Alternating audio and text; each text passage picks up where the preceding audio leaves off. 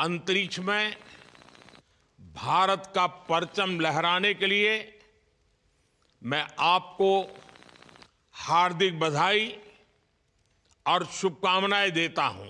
यहाँ पर जी बात करेंगे कि जी 40 साल के बाद जो है शुभांशु शुक्ला नामी जो है, जो कि इंडियन एयरफोर्स का पायलट है, वो इस मिशन के अंदर जी शामिल है, जो कि स्पेस को एक्सप्लोर करेगा। जब मैं छोटा था मैं कभी सोच नहीं पाया कि मैं एस्ट्रोनॉट बन सकता हूँ, लेकिन मुझे लगता है आपके नेतृत्व में आज का भारत ये मौका देता है और उन सपनों को साकार करने का भी मौका देता है।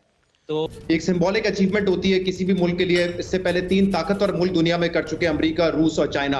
अब शायद उन्होंने भी थोड़ा एक बैकफुट ले लिया है, क्योंकि इस पे पैसा बहुत खर्च होता है टैक्स पेयर का, इसीलिए इस पे बाहर ममालिक में तनकीद भी होती है कि इतना पैसा आवाम पे लगाने के बजाय स्पेस रिसर्च में लगाते हैं। बट मेरे ख्याल से बहुत बड़ी अचीवमेंट है।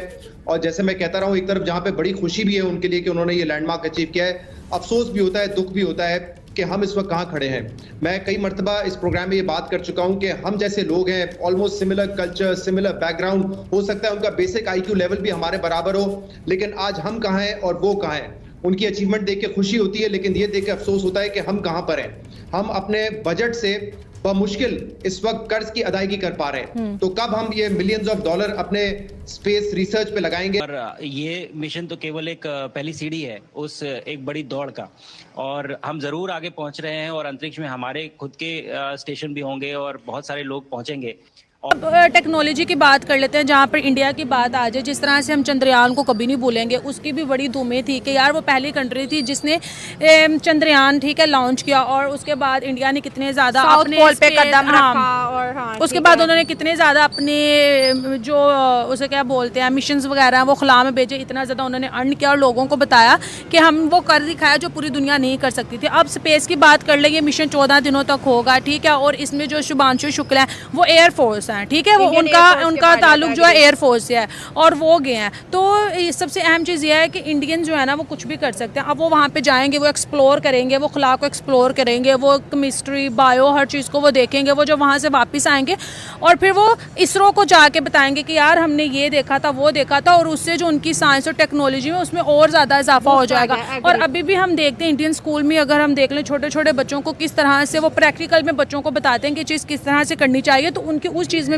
मज़ीद इजाफा होगा। वो अपनी बुक्स को मज़ीद बेहतर करेंगे बायोलॉजी के पॉइंट ऑफ व्यू से, केमिस्ट्री के पॉइंट ऑफ, फिजिक्स के पॉइंट ऑफ व्यू से। इसी वजह से इंडियन जो बच्चे हैं उनकी स्टडी बहुत हाई हो जाती है, ठीक है, वो जो एक्सपेरिमेंट करते हैं वो बहुत बेहतर हो जाते हैं। और अब इंडिया इस मिशन के बाद मज़ीद ज़्यादा लोगों की नज़र में आएगा, और यही चीज़ है कि इंडियंस जब तरक्की करते हैं तो लोग मानते हैं कि यार उन्होंने बहुत बड़ा कर दिखाया। अब ये स्पेस मिशन के बाद आपको क्या लगता है कि नया वर्ल्ड ऑर्डर इंडिया लिखने जा रहा है कि भाई हमारा स्पेस और साइंस के अंदर भी बहुत बड़ा जो है ना योगदान जिसको वो बोलते हैं, और इसके बाद इसका इन्वेस्टमेंट से जितने कोई कंट्री साइंस और टेक के अंदर काम करती है उस मुल्क में हम देखते हैं इन्वेस्टमेंट बहुत ज्यादा आती है। तो इंडिया का ये स्मार्ट इन्वेस्टमेंट के लिए भी कर रहा है कि भाई मेरा स्पेस के अंदर कोई कंट्रीब्यूशन हो, मेरा साइंस के अंदर, क्योंकि हमने देखा नासा के बाद अगर कोई स्पेस एजेंसी काम कर रही है तो वो इसरो कर रही है। तो इसरो और नासा का तो कंपटीशन रहता है। हालांकि ये अलग बात है कि नासा के अंदर भी जो साइंटिस्ट है मोर देन 60% इंडियन है, ठीक है। तो मेड इन इंडिया जो साइंटिस्ट है उसके ऊपर जो काम है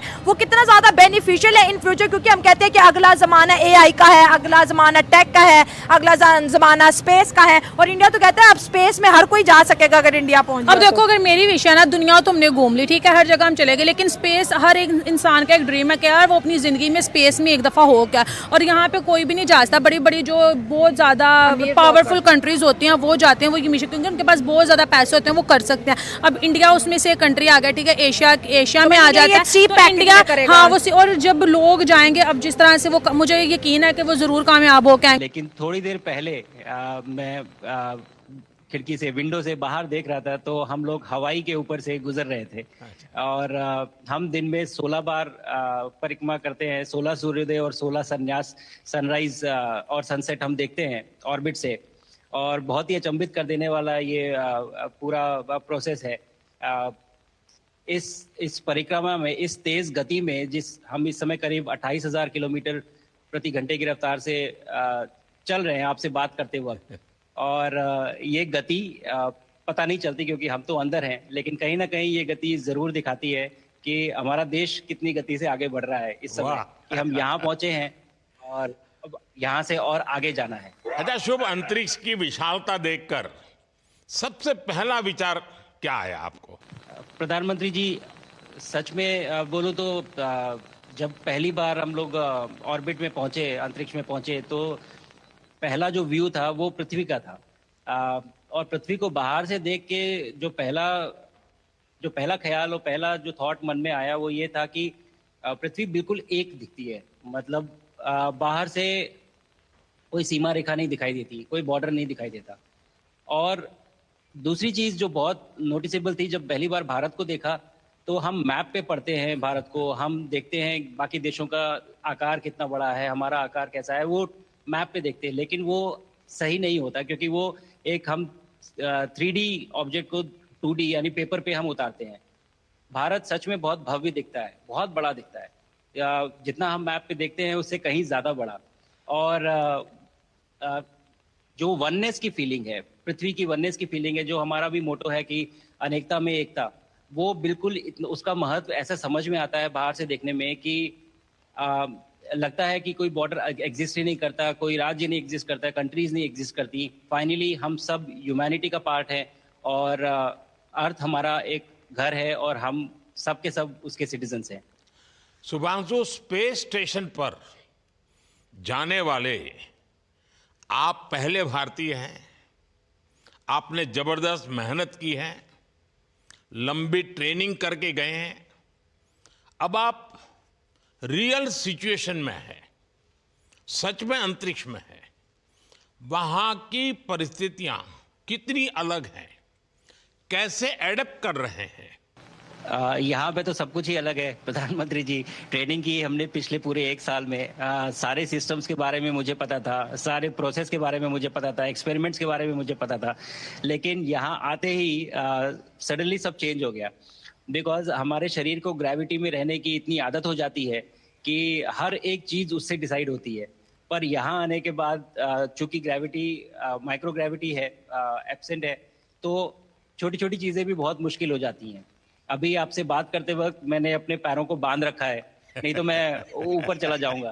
और माइक को भी जैसे छोटी छोटी चीजें हैं, इसको छोड़ भी दूं तो भी ये ऐसे फ्लोट करता रहता है। पानी पीना, पैदल चलना, सोना बहुत बड़ा चैलेंज है। आप छत पे सो सकते हैं, आप दीवारों पे सो सकते हैं, आप जमीन पे सो सकते हैं। तो पता सब कुछ होता है प्रधानमंत्री जी, ट्रेनिंग अच्छी है, लेकिन वातावरण चेंज होता है तो थोड़ा सा यूज टू होने में 1-2 दिन लगते हैं, बट फिर ठीक हो जाता है। भारत की ताकत साइंस और स्पिरिचुअलिटी दोनों है। आप अंतरिक्ष यात्रा पर हैं, लेकिन भारत की यात्रा भी चल रही होगी। भीतर में भारत दौड़ता होगा। क्या उस माहौल में मेडिटेशन और माइंडफुलनेस का लाभ भी मिलता है क्या? जी प्रधानमंत्री जी, मैं बिल्कुल सहमत हूँ। मैं कहीं ना कहीं ये मानता हूँ कि भारत ऑलरेडी दौड़ रहा है और बहुत सारी सिचुएशंस ऐसी होती हैं नॉर्मल ट्रेनिंग के दौरान भी या फिर लॉन्च के दौरान भी जो बहुत स्ट्रेसफुल होती हैं, और माइंडफुलनेस से आप अपने आप को उन सिचुएशंस में शांत रख पाते हैं और अपने आप को काम रखते हैं, अपने आप को शांत रखते हैं, तो आप अच्छे डिसीजन ले पाते हैं। कहते हैं कि दौड़ते हुए भोजन कोई भी नहीं कर सकता, तो जितना आप शांत रहेंगे उतना ही अच्छे से आप डिसीजन ले पाएंगे। तो आई थिंक माइंडफुलनेस का बहुत इंपॉर्टेंट रोल होता है इन चीज़ों में। तो दोनों चीज़ें अगर साथ में प्रैक्टिस की जाएं तो ऐसे एक चैलेंजिंग एनवायरनमेंट में या चैलेंजिंग वातावरण में मुझे लगता है ये बहुत ही यूजफुल होंगी और बहुत जल्दी लोगों को अडेप्ट करने में मदद करेंगी।